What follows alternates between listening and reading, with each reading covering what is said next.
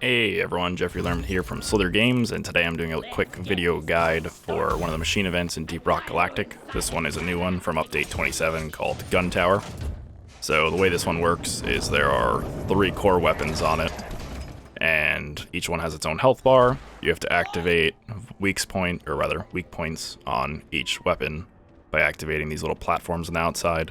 You pretty much just stand on one and then it activates a weak point. You just stand on it for like 3 seconds and you can leave it.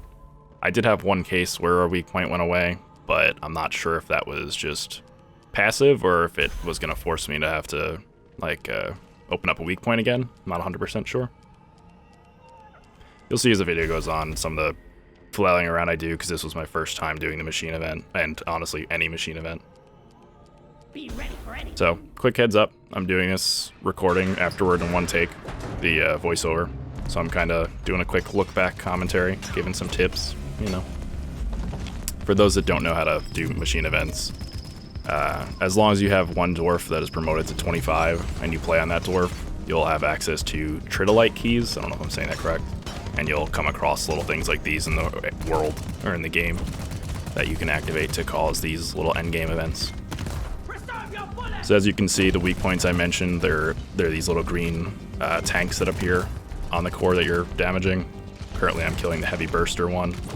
Heavy burster is just a machine gun, essentially. There's a red spotlight that it uses to detect where enemies are, aka you.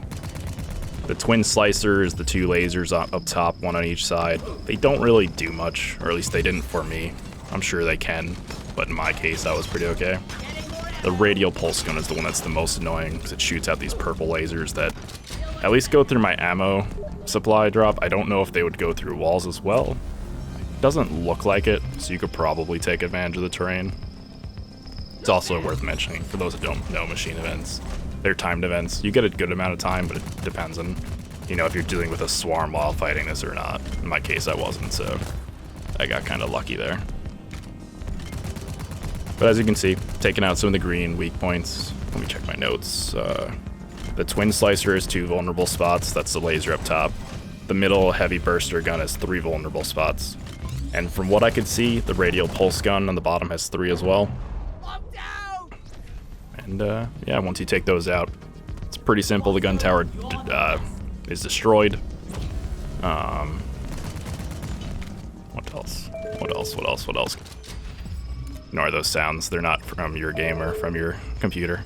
They're my friend deciding to test Steam settings while I was recording. So pretty much the reward for doing this event is if you have a blank matrix core. If you have a blank matrix core, you can use it at what you'll see coming up on the left, with the light emanating from it. It'll let you choose one of 3 cosmetics or overclocks. If you don't have a blank matrix core, you're still able to do an event, you just won't be able to get a prize from it. Otherwise though, that's everything there really is to know about this machine event. If you enjoy the video, be sure to let me know. I hope it was helpful, and yeah, thanks for watching guys. This is Jeffrey Lerman from Slither Games.